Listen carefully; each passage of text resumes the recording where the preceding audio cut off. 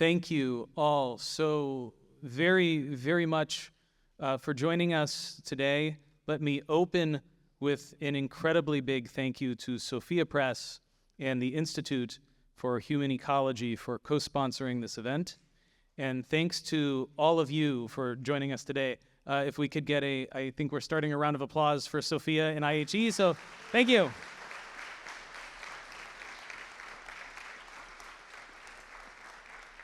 I echo those sentiments for their thoughtful work on this project and just their amazing support. As many of you know, this time slot is typically reserved for our Dean's CEO Fireside Chats, in which Dean Abela, myself, Dean Seegers, or one of our other deans or faculty lead illuminating discussions with top executives for you all. Today, our executive is none other than the CEO of the Bush School himself, Dean Andrew Abela. As many of you know, Dr. Andrew Abela is the founding dean of the Bush School of Business and ordinary professor of marketing at the Catholic University of America.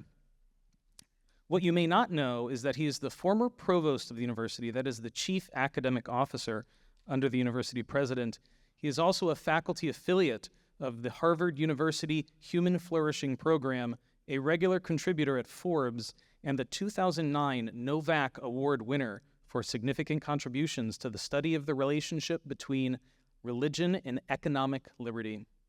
His practical experience includes consulting and training for Fortune 100 companies and several years with both Procter & Gamble and the global consultancy McKinsey & Company. His two most recent books are A Catechism for Business from the Catholic University Press and, of course, Super Habits, the Universal System for a Successful Life from Sophia Press, which he will speak to us about today. Please join me in welcoming Dean Abela.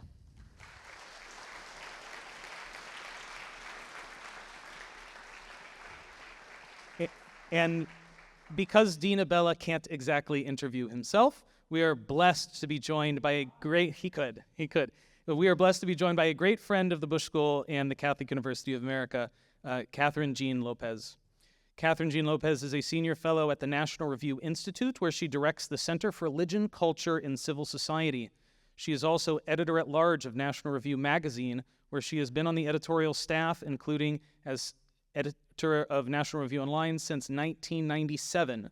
She is published wildly published. She is also widely published in Catholic and secular publications and is also a nationally syndicated columnist. Ms. Lopez is author of A Year with the Mystics, Visionary Wisdom for Daily Life, and speaks frequently on faith, public life, virtue, and prayer. Most importantly, Kathryn holds multiple degrees from the Catholic University of America, an undergraduate degree in philosophy and politics, an honorary degree or a doctorate honoris causa in humane letters. Please join me in welcoming Ms. Kathryn Jean Lopez.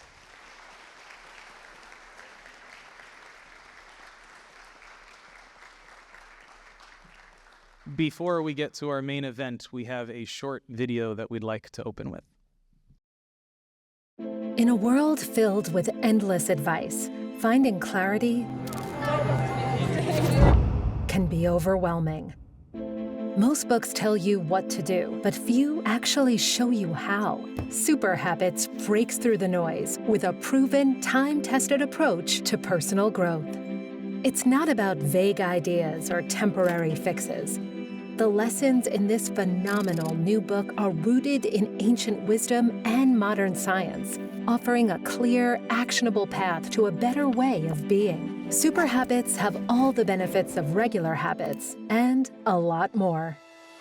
They make you happier, healthier, and more effective in every area of your life.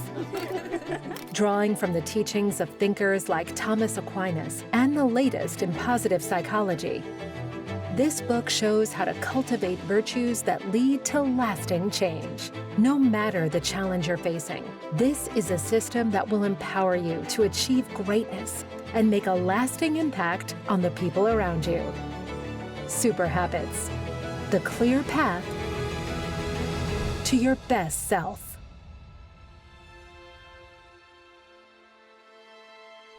Polly. I thought, I don't really associate Andrew Abela with self-help books.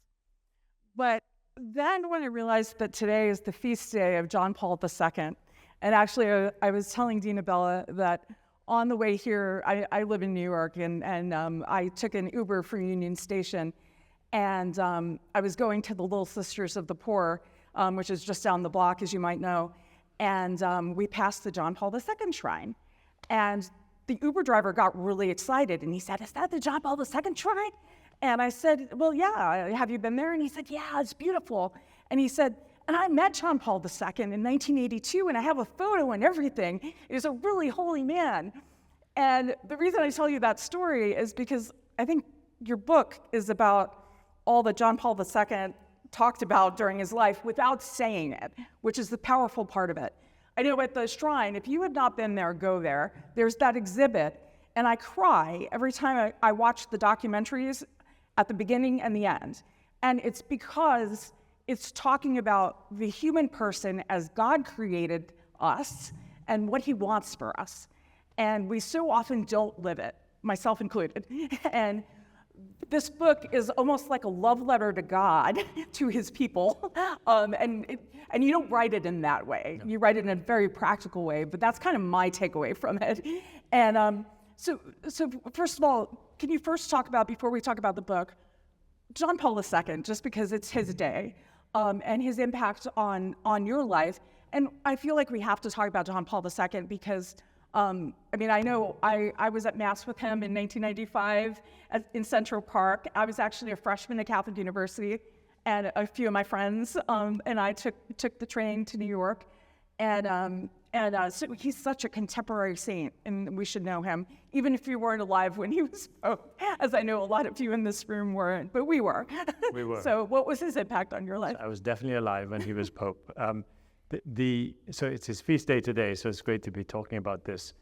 So I did my MBA in 1991, which is a long time ago.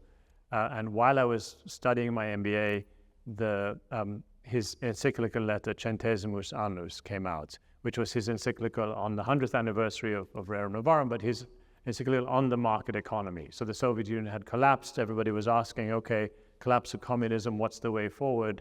And he wrote this magnificent encyclical. And you have walked by it 100 times. There are the two plaques just outside there in the lobby, one from Pope Francis, one from John Paul II. John Paul II is straight out of that encyclical. And so I trace kind of the, if you will, the ancient history to the founding of the Bush School back to my time in an MBA program, reading this encyclical going, how do I square this with what I'm learning in class? And it wasn't obvious.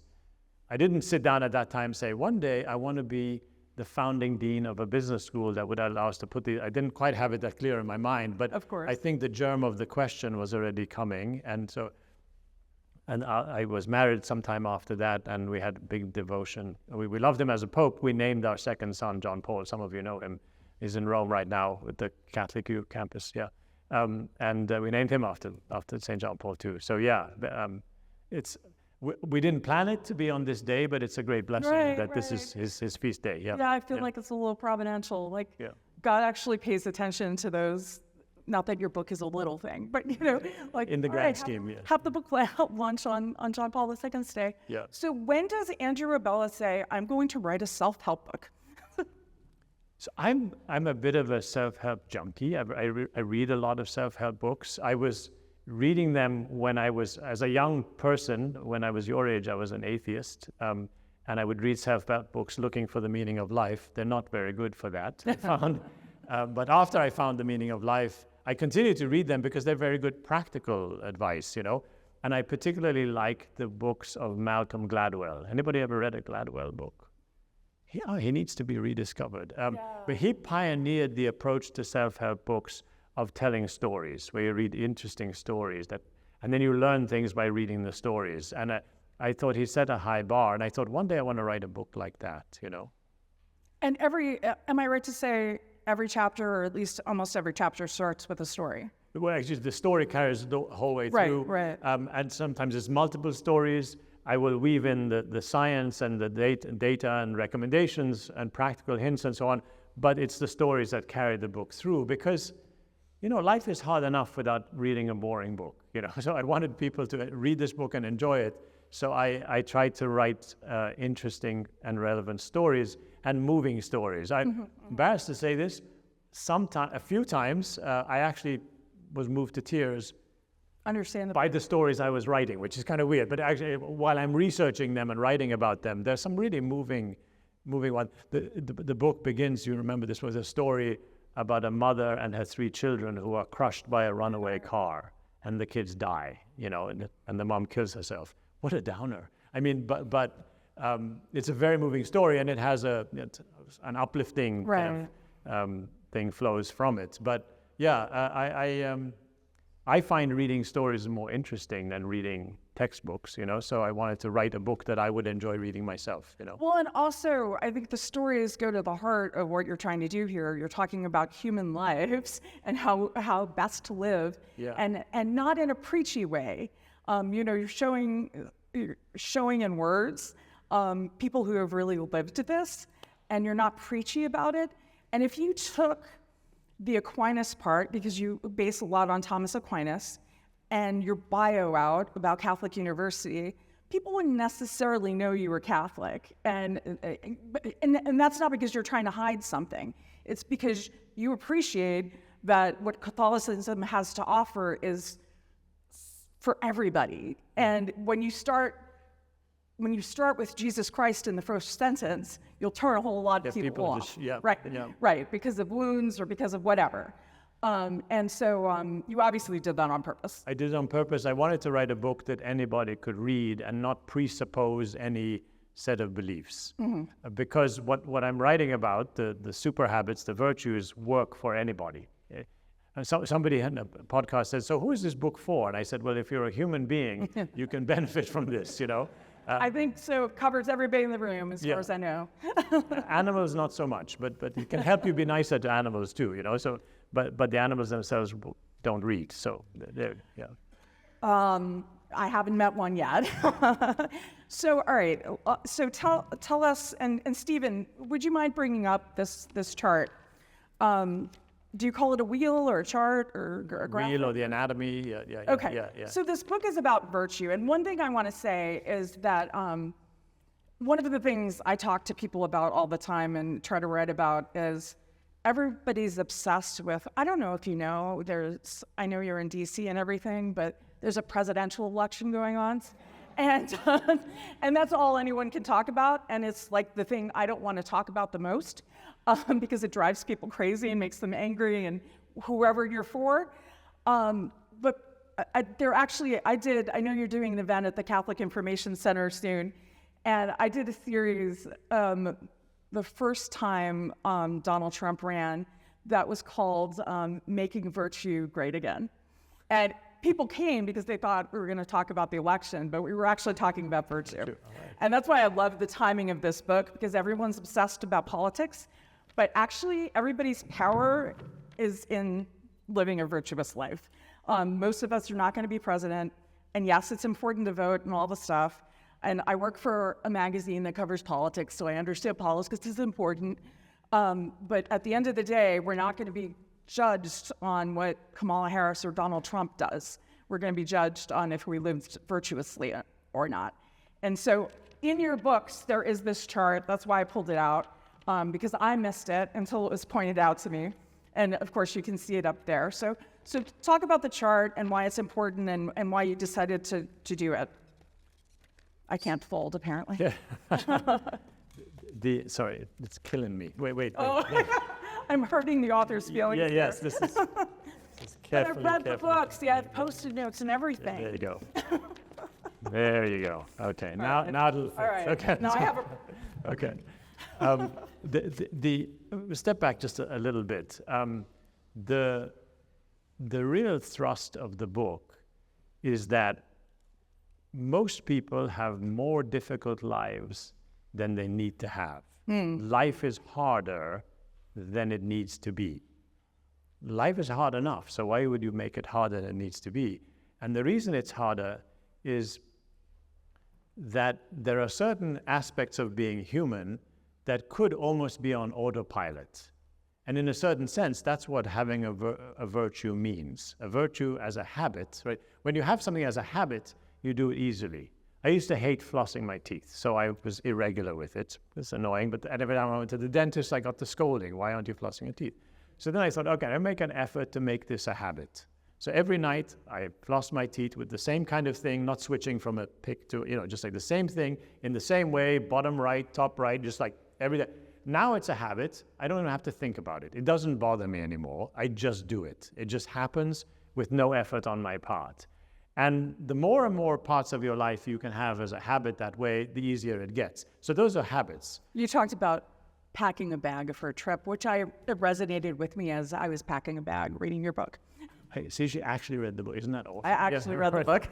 I used to hate packing more than I hate flossing teeth because it's a lot of thinking. I'm not a detailed person, So then I got in the habit of using a packing app, which would give you the list of things. And now packing is automatic, So the more things like that you can make automatic, the easier your life is, the less you have to wear down your willpower doing things that you might not want to do. There's a special kind of habits, right? What I call the super habits that we otherwise call virtues. And the problem with the word virtues is most people just think it means, virtue, be good, be virtuous, be a good person. It's like, well, how do I be a good person? I know, follow the commandments, etc. It just seems like it's just a struggle, struggle to be good, try to be better. And what I wanted to convey is that as we grow in virtue, if we understand the virtues as habits, it becomes almost automatic. So you become a self-disciplined person because that's a virtue. You become a just person because that's a virtue.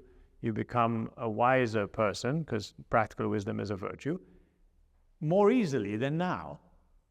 And so, we know that Aristotle used to say, and modern psychologists have proven with research, that the more you grow in virtue, the happier you are.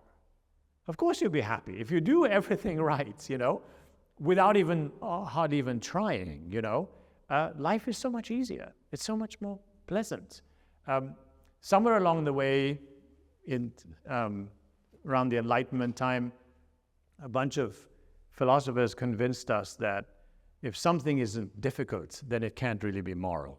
Like that the struggle determines how ethical something is. If you really struggle to do something, that shows that it's good. That's the opposite, right? The more virtuous you are, the easier it is to do the right thing.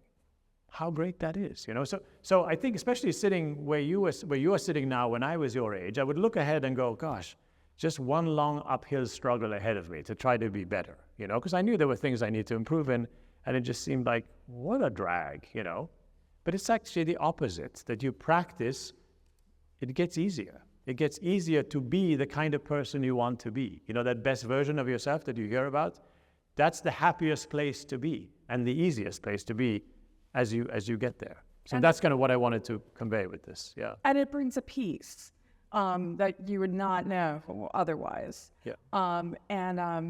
One of the things, as I was reading it, I pray that it winds up in random Barnes and Nobles and things like that. Because, me too, yeah. Yeah, because, yes, definitely you. But the idea that you present it in such a inviting way, so often people think of the Catholic Church as or the commandments, or just prohibitions and no's, and no fun and uphill struggle and all of that. But here it's like you want to be happy is the assumption, and I do think that most of you want to be happy, and so here's how you do it, and it's based on centuries-old tradition. Well, so it's based on the work particularly of Thomas Aquinas, and then the modern psychology as well, and they can agree with each other. And the reason I did that is I wanted to make sure that what I was writing was true, not just entertaining and interesting, but I want to be confident that it was true. But yeah, you hit on a really important thing. A friend of mine, who's actually now the chairman of the board of our trustees here at Catholic Hugh, he says, in the beginning was the Word, and the Word was no.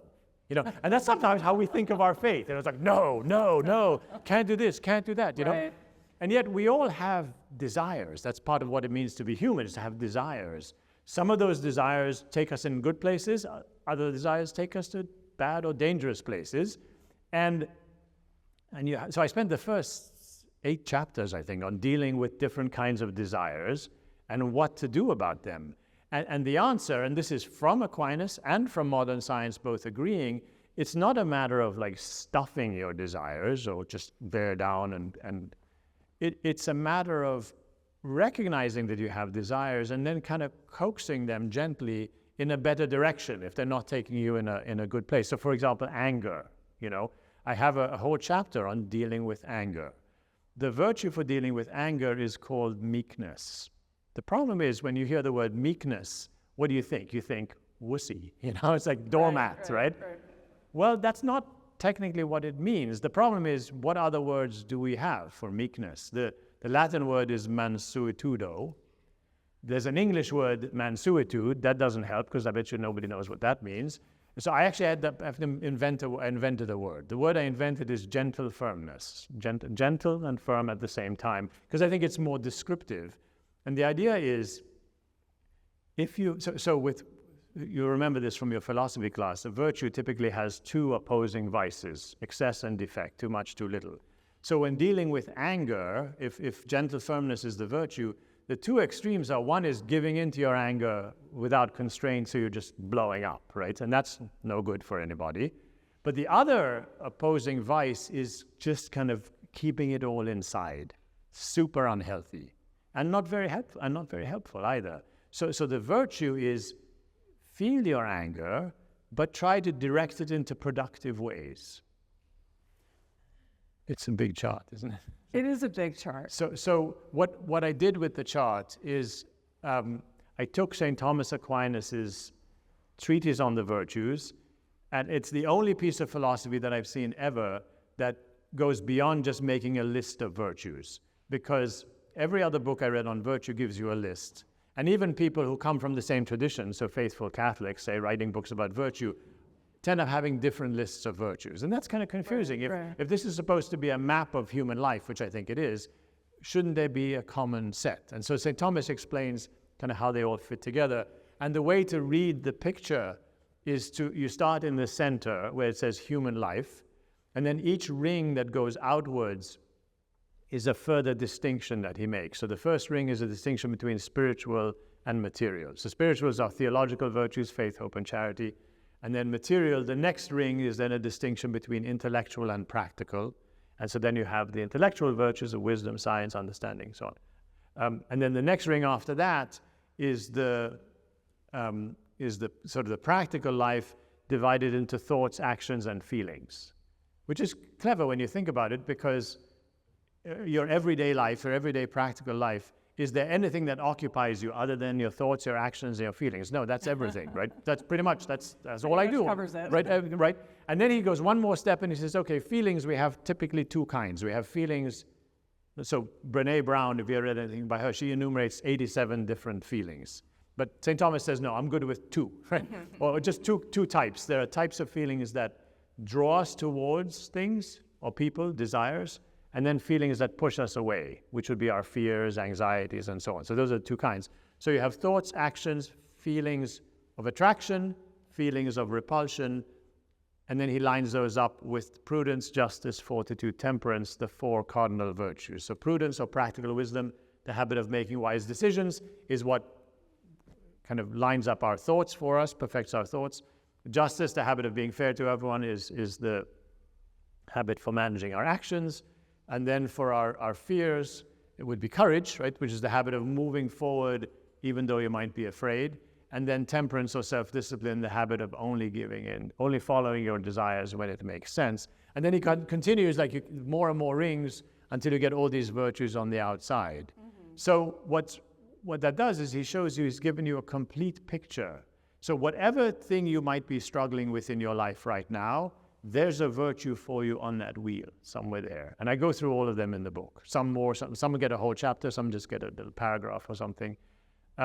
So it's like a solution for every problem in life is a habit that anybody can acquire. Mm-hmm. So we probably want to put that away now because it's distracting people. There's a Greek word on there. A Greek word. If people haven't read the book, there's a whole chapter on it. So why in English is there no word for playing well? So eutropelia is the Greek word, and it's the virtue of good leisure, right? Playing well. I haven't been able to find one. I mean, you could say leisure, but that's not really a abstract noun. So what does it mean to play well? To play. So the virtue of eutropelia is the habit, the virtue of kind of a good use of your free time. And in the book, it's the only part of the book that's autobiographical. So I'll tell lots of stories, but they're mostly about other people, not about me, because, that gets a little self-centered. But I did indulge in writing about me in that chapter because, A, it surprises some people to hear that there's a virtue all about playing, about having kind of time off, if you will, Right. But B, most people don't know just how important that virtue is. And I think Americans especially think, yeah, we're just supposed to work all the time. We always have to be productive. And so we read for self-improvement, and we socialize for networking, and we work out to be healthier and to look better. But when do we do something just for the fun of it, just for its own sake? And that's the virtue of eutropelia. St. Thomas makes a really good point. He says that enjoyment is rest for the soul and the mind. He means kind of broadly speaking. And if you think about it, if your body is tired, all you have to do is lie down, sleep or rest, and stop moving, and you'll rest. Right? If you stop moving, your body will get rest. But if your mind is tired, it's really hard to stop your mind moving. You've tried this, or maybe you're trying to fall asleep, but your mind is racing. Oh, yeah. Even when you're asleep, your mind is racing because you're having dreams and so on.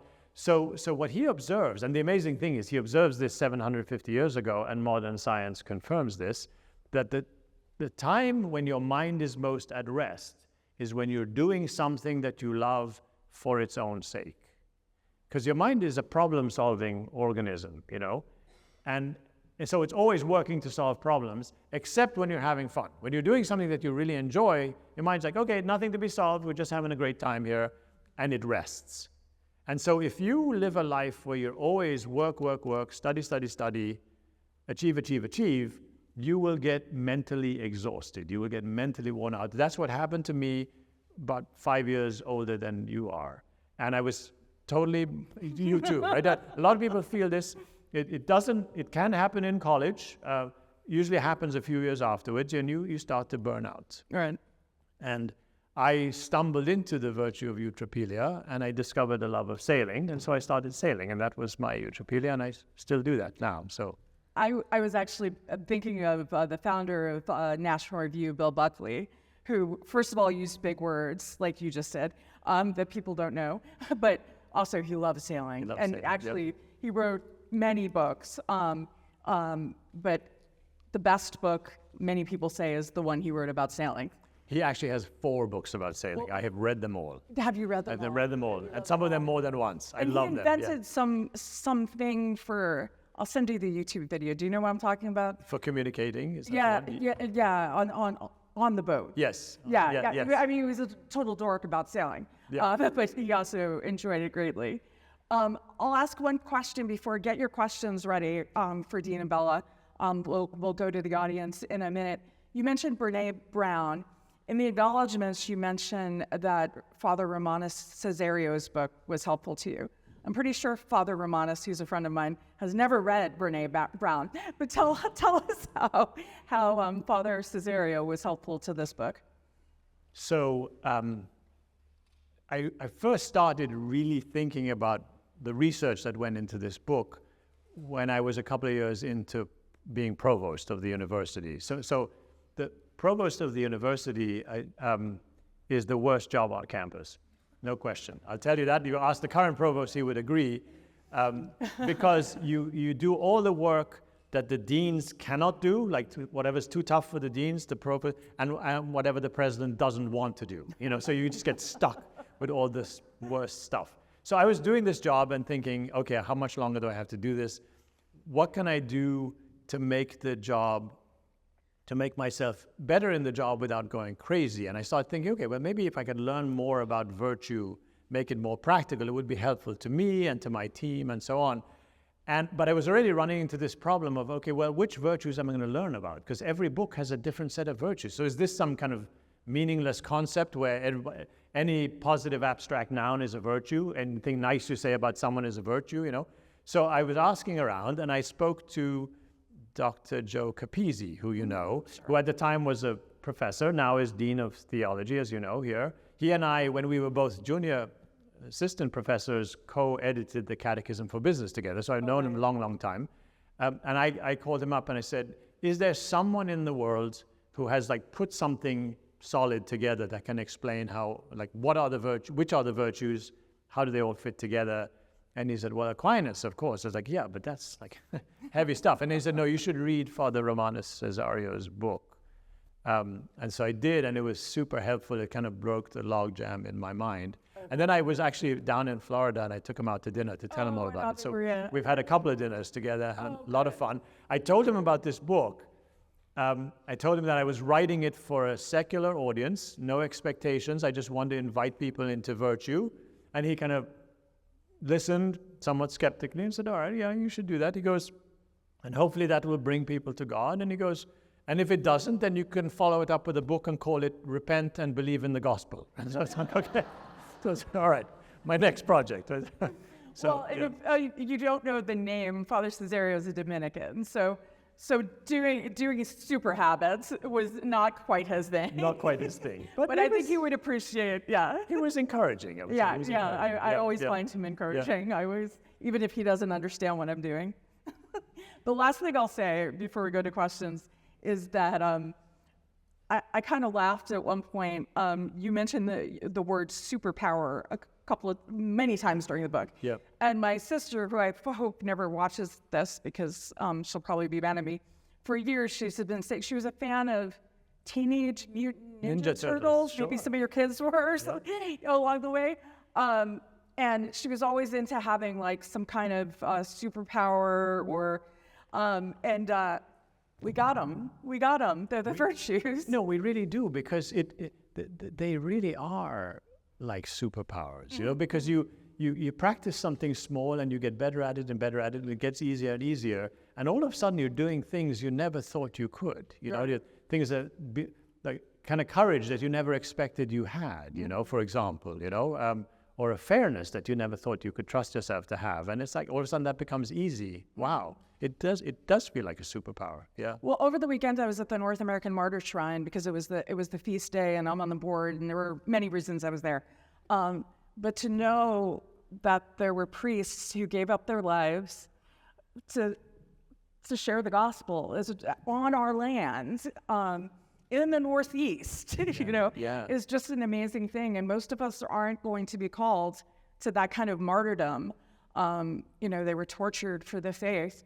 But there'll be little martyrdoms, maybe you've experienced them already, that will come. And as long as you practice these virtues, you'll be ready for it when the time comes. Exactly. God will give you the grace. I remember interviewing an Iraqi priest who was tortured, and I said to him, you had to be so holy to be able to go through, I mean, cigars burnt on his back, his teeth hammered out. I mean, all these terrible things. You had to be so holy. And he said, no, just God gave me the grace. God will give you the grace too. Yeah. To give an example that doesn't involve torture, just one of the chapters of the book where I talk about practical wisdom, I tell the story of Captain Sullenberger, who landed a plane on the Hudson River some years ago, 12 years ago. No, 16 years ago almost. Was it that long ago? Yeah, almost 16 years ago. If you heard the story, the plane took off from LaGuardia Airport and ran into an unusually large flock of unusually large birds, which took out both of the engines. So the plane was without power and it wasn't very high. I try not to think about that when we fly. LaGuardia, yes. Yeah. Well, he had, in effect, 3.5 minutes before the plane would crash land in Manhattan, killing him, all the passengers, and who knows how many thousands of people below. And so what it is, I got the accident report and his autobiography, and I kind of lined them up to go through second by second all of the decisions he had to make in order to land this plane safe, to decide, hey, what am I going to do? Can't reach this runway, can't reach that one, can't reach that. All the highways have bridges over them, so that doesn't work. how about rivers? This river's too far away. This one is good. There'll be people who can save us. So all that computation, and then to actually land the plane on the Hudson River, apparently most planes that land on water blow up because the slightest kind of out of alignment and the whole thing just blows. So to do that and to save everybody's life is remarkable. But by going through his autobiography, you can see how little things throughout his life, he was always perfecting his decision-making abilities, flying ability, and so on, so that when a really big test came, he passed it, and saved everybody's life. I had the pleasure I randomly, literally randomly, ran across somebody on LinkedIn who was on that plane. And so we started messaging each other, and then I asked him, and he agreed. I interviewed him over Zoom. So I had this little 10-minute, I sent him the chapter and said, did I get it right? And he said, yes, I did, so that was good. It was beautiful to have him here tell the story of what it was like to be a passenger on a plane like that. It was a day before I went flying again. So Oh dear. it's always tricky, but anyway. I hope people don't read that section on a plane, No, don't read on, but it's, although it ends well. I say it doesn't involve torture, but it just shows you face challenges in life. But if you're always practicing these super habits, then you get through those challenges much more happily and effectively. So, And closer to God. yeah. I mean, you don't say that directly in the book, No, but that's that's what happens. you're aiming for. Exactly. Exactly. Yeah. Okay, questions. Right. My name is Lopez. I'm a senior. Do you need sorry. a mic? 'Cause We need a mic? Yeah. Okay, sorry. Okay. So, hello, my name is Isabel Grizzard. I'm a senior marketing and sales major. Super happy to be here and happy that I got one of your books. So, I haven't read this book yet, but I'm looking at the table of contents and I see that the first chapter is restraint and the 10th chapter is self-discipline. And to me, those sound a little bit similar maybe to other people. So, could you maybe explain what the differences are? Thank you. Terrific. Can you get the wheel graphic up again? The first 9 chapters are about different types of self-discipline. So there are 9 different virtues, all of which, if you look at the first quarter of the wheel, there are actually 15 virtues that are all, St. Thomas calls them allied to self-discipline. So the 4 big cardinal virtues, so prudence or practical wisdom, justice, fortitude, temperance, each one of them have a bunch of allied virtues. And that's really good because it's really hard to grow in any one of those 4 because they're big, big virtues, big habits. It's hard to grow in self-discipline. So what you do is you pick one of the smaller virtues that is allied to self-discipline and you grow in that first. And then it helps you grow in self-discipline overall. So what's the difference between restraint and self-discipline? So on the wheel, what St. Thomas does is he starts to divide out the different types of self-discipline by looking at the different types of desires we have. So we have desires to do things, we have desires to know things, we have desires to be in control of things, for example. And so restraint is one of the 2 kinds of desires to do things. To do petty little things is what it deals with. So I'm on Amazon and I see something interesting and I just want to buy it. The virtue of restraint says, well, just wait, maybe put it in a wish list or just count to 10 or something like that. Or I'm driving and somebody cuts me off and I want to shriek at them. It's like restraint just says, oh, back off, So it's a much more focused type of self-discipline. The second one is humility, because that's for the desire to do great things. We all have desires to do great things, to save the world, end world hunger, and so on. The virtue of humility is the habit of having an accurate understanding of our own abilities so that we are reasonable in terms of what we decide to pursue. Doesn't mean we shouldn't stretch ourselves, but we shouldn't stretch so far that we fall flat on our faces because that sort of wastes everybody's time. Does that answer the question? Great, thank you. Another question? Nina. We need some questions from the back next, too. No. Long way to run. It's true. Yeah. Hopefully someone else can run for you. So there are obviously many aspects to this book. Did you have a personal favorite or a most inspirational part that you believe had the most impact or you enjoyed writing the most out of all of the chapters in the book? I really did enjoy all of it, and different parts for different parts. But I think writing the first 3 chapters was special in the sense that this was not originally the book I set out to write. I always wanted to write a self-help book, as I mentioned, but I didn't think this was going to be it. The original version of this book was called Virtue: An Owner's Guide, and it was going to have 3 or 4 brief chapters giving you a summary of virtue, and then 50 kind of appendices, one for each virtue, with kind of a summary of the science about the virtue, a how-to, and some stories. And that was the plan. And so I drafted the first few chapters, and then I drafted the first few of those appendix items, if you will, and I showed one of them to my wife, and she read it. And Kathleen, I give her credit. I dedicate the book to her, and I give her credit in the appendix, in the acknowledgments for her, what I call fearless criticism. So she read this, and she said, "This is really boring." It's like, oh, crud. Okay. So then I said, okay, I got to rewrite. So the thing I had done was on restraint, and I picked restraint randomly out of the 50 of them. It's like, let me try this.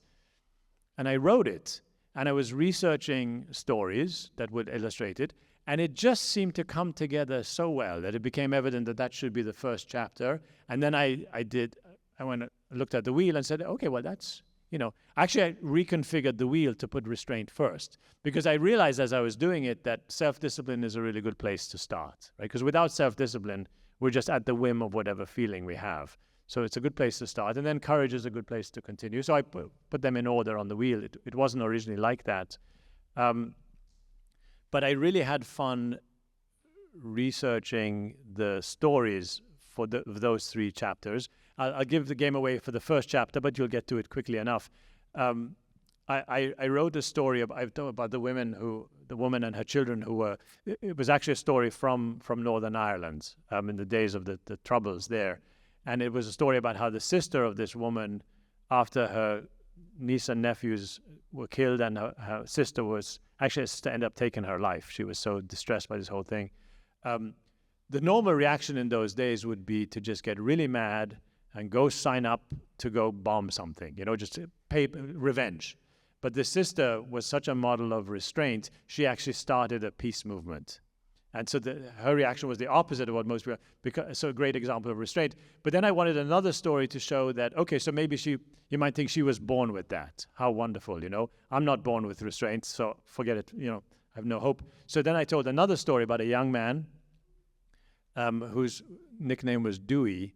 And Dewey was big guy, came from a tough home, not very kind of poor, struggled a lot, so he would steal whenever he wanted something, and he would fight kids whenever he was mad, and he was always getting in trouble. His mom was always having to spring him from the police station, and one day she just sort of broke down, started crying and saying, "Why are you such a jerk?"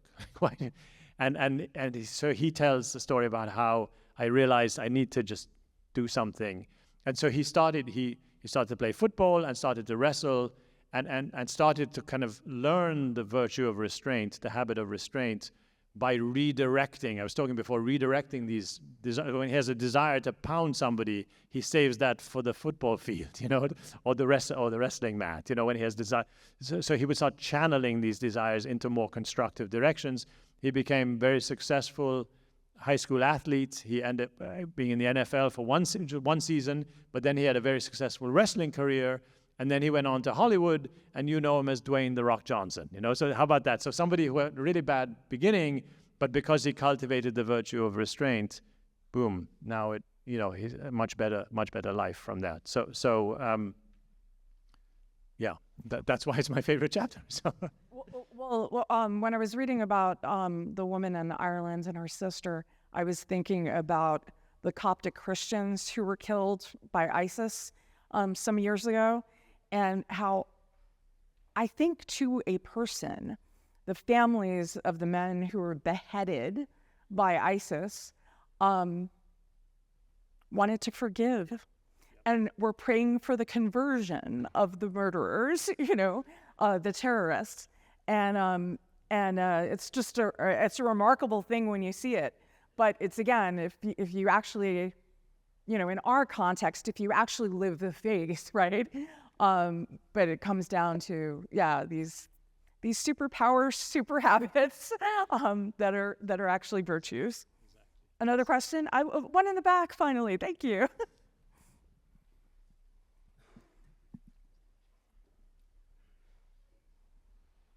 Thank you so much. I love this chart. It is so beautifully coherent and structured.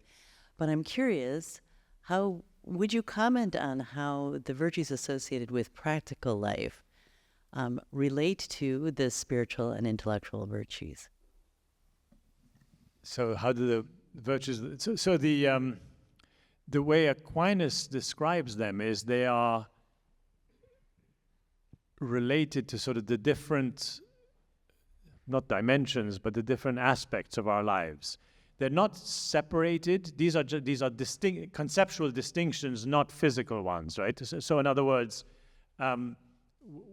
we are living at the same time intellectually, spiritually, and practically, simultaneously, right? So they're not, it's not right, but right. I might be praying right now, but I might also be doing my homework, you know.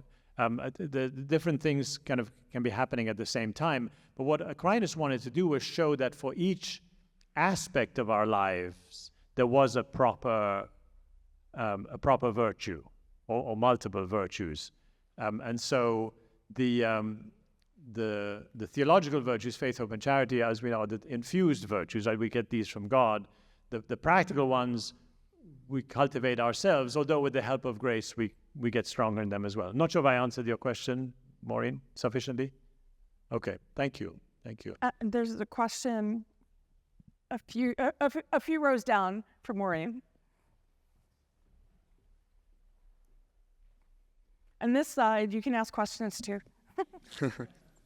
Thank you, Dean Abela. My name is Matthew Blomgren. I'm a junior accounting major here at the Bush School.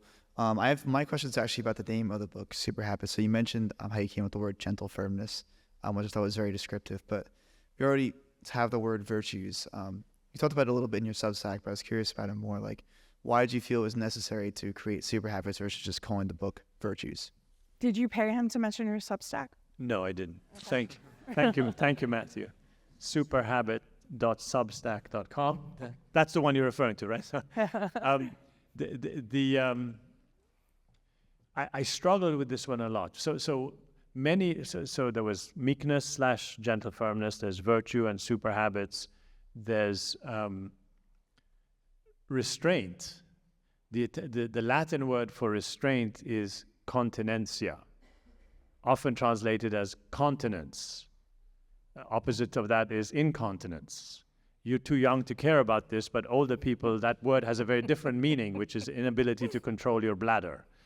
So it's like these words have gone off in funny directions. Prudence, so we talk about practical wisdom. When you hear the word prudence, you don't think wise decisions. You think somebody who can't make up their mind, right? Or is too finicky, too prissy sort of thing. So many of the words related to virtue have kind of gone astray, including the word virtue itself. So these are my problems with the word virtue. One is that a lot of people think of it as exclusively in moral terms, that it's just about moral right and wrong, but it's much bigger than that. It's about human excellence in totality, not just moral excellence. Mm-hmm. And so some people shut it out because they think it's, I say, exclusively moral. In some cases, they think it's exclusively religious, which is really funny because it isn't, because it's of the natural law, but that people have that impression as well. But then even among well-formed people of faith, they don't realize unless pressed that a virtue is a habit. And I wanted to keep reminding people that it's a habit that anyone can acquire. It's not something it's not something genetic. So I hear people say things like, she's very courageous, he's kind of disorganized, as if these were kind of characteristics that you have. But they're habits. That if you don't think you're very organized, you can grow in the virtue of orderliness just through practice. If you don't think you're very creative, you can grow in that virtue just through practice. So I really wanted to hammer home the fact that they were habits, but not just any habit, a superpower habit. So that's why I came up with the super habits idea. It wasn't originally my intention to make that the name of the book, but I was at a faculty, I was presenting parts of the book to my colleagues. And Father Bob Gall, some of you know him, was there. And he's like, Super Habits, that should be the name of the book. It's like, oh, I don't know about that. And then I suggested Sophia Press, and they're like, yeah, we love it. Super Habits, let's do it. So that's how it came to be the title. So You remind me of two people. The book reminded me of two people. One is my friend Lisa Wheeler, who is an adoptive parent, and it's not exclusive to her, but if you adopt children from foster care, people think, oh, you're a saint. That's like an exotic thing. And yes, it's self-sacrificial, but you have a lot to gain from it too. But it doesn't take a saint to do it. It takes someone who's willing to live virtuously and just move ahead as you have to, and just do good. And it's not easy, but yeah, as you keep moving along, it becomes more doable. And I also have a friend, Gary Jansen, who wrote a book called The 15-Minute Prayer Solution. And his point in the book was, so people say they don't have enough time to pray, but if you pray for 15 minutes a day, it's 1% of the day. Can you give 1% of the day to God?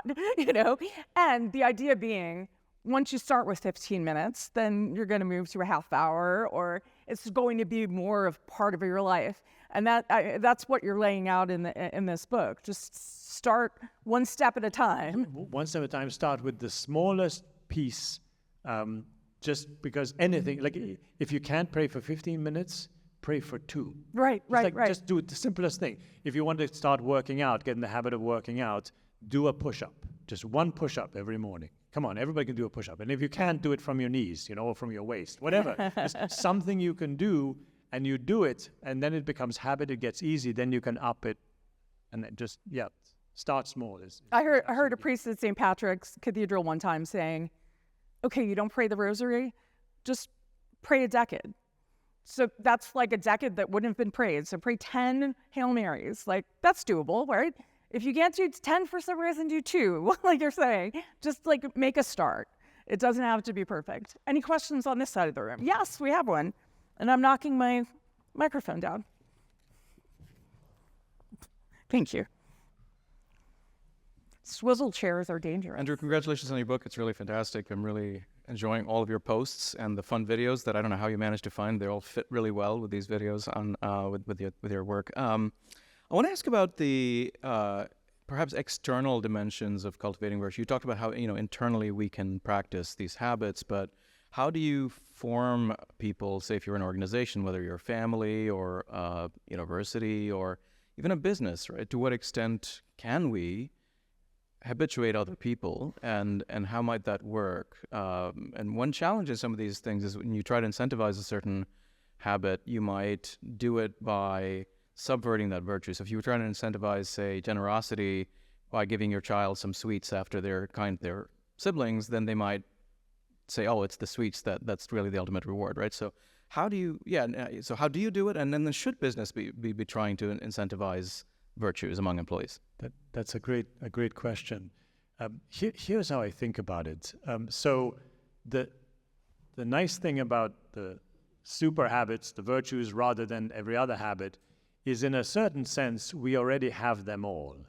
They're like psychological or spiritual muscles, right? If you've ever done some kind of exercise or played some new sport, and you at the end of the day you go, oh my gosh, muscles I didn't even know I had are aching me, right? We've all had this experience. The virtues are the muscles you didn't know you had. They're there. They just have to be exercised to get stronger. But it's not like you're adding tools to a toolbox. It's like, I say, muscles that you already have that you're just beefing up. And as you do that, you get happier. And so my sense is that we shouldn't worry too much about incentivizing virtue, because eventually it becomes its own reward. That, especially for children, if you encourage them, so if you be generous, then I'll be generous to you. After a while, they'll start to like being generous, and you won't have to reinforce it anymore. It'll take some time, because I've heard people say, if you try to get employees to be more virtuous, by incentivizing or by, then it's not really virtuous because it's instrumental, I think that's being too fussy. I think that, and I've seen psychologists arguing that the trick is to get people to practice, and once they do, the attractiveness of that life just wins them over. The attractiveness, it just feels so natural, that to be living this way, that even if you then take away the supports, the incentives, and so on, that becomes and stays as a habit. So, I've heard many times examples of people saying they see someone who's clearly living virtuously, and they say, "I want what he has. I want what she has." Not knowing if it's faith or whatever it is, but the virtuous life attracts. Well, we about have to end, and so do you have any closing thoughts about one question I wanted to ask you that I didn't? So did you draw this? I designed it. Okay. On my iPad, but then I had a professional designer do the drawing itself. Never in a million years could I do something like that. It's very impressive to me. No, I have a designer who I work with. Tony, can you flip to whoever's there to the QR code? Because here's something else fun. So this is it's kind of fuzzy. And there's a QR code in the back of the book too. There's nothing to buy here. This thing is free. It's the same as the one in the back of the book. It's for an app. And the story behind that, maybe I'll close with the story behind the app, was a venture capitalist approached me and said, "Why don't you start an app and I'll fund it?" And I said, "Okay, what do I have to do?" You said, "You have to hire somebody to be a coder." And my son is a graduate of Catholic U computer science, not John Paul, his older brother. And he had graduated a few years ago, and he'd been working in startups, and he was looking for his next thing. And I said, "Hey, so we're in business. We have a family business now, father and son." He's the CEO, so he's my boss. So, what the app does is it's not all 50 of the virtues, but it's a good number of them. And it asks you a bunch of questions, and then it gives you privately, confidentially to you, a rank ordering of kind of where you're strong, which virtues you're strong on, which super habits, and which ones you could improve. And then you pick one to improve, and it tries to help you find a simple, like what's a very simple thing you could do, Right now I'm supposed to be practicing sitting up straight, but I'm not doing very well. Okay. And then it sends you a text reminder each day. So don't forget today you're working on X, but it's AI enabled. So you can reply to the text and say, "Shut up, I don't feel like it." And it will say, "Why don't you feel like it? How can we change it to make it more manageable?" So it's totally interactive and really so fun. Creepy. It's really fun. It's really fun. And it's all free. So help yourself, download it and try it out and let me know what you think. There's a button where you can put feedback as well. So that's great. Well, thank you so much, Dean Abela, for writing this book. And thank you all for coming, even if you came just for credit. I hope you actually read the book, because I think it'll be very helpful. I have to say, I found it helpful, even though, I probably knew a lot of this stuff, but you need to be reminded, and we need to remind one another. And I think part of what you're doing with this book is you're witnessing to the Christian life. You're witnessing to the fact that we need to encourage one another in the virtues, and we want to help get each other to heaven, right? That's what you're doing, and you're doing it in a creative way, and a way that I hope really reaches people who aren't necessarily at Catholic University. But if you're at Catholic University, please read it. It's worth reading. I know you have a lot to read, but it's totally worth reading. And so thank you. Thank you, Andrew.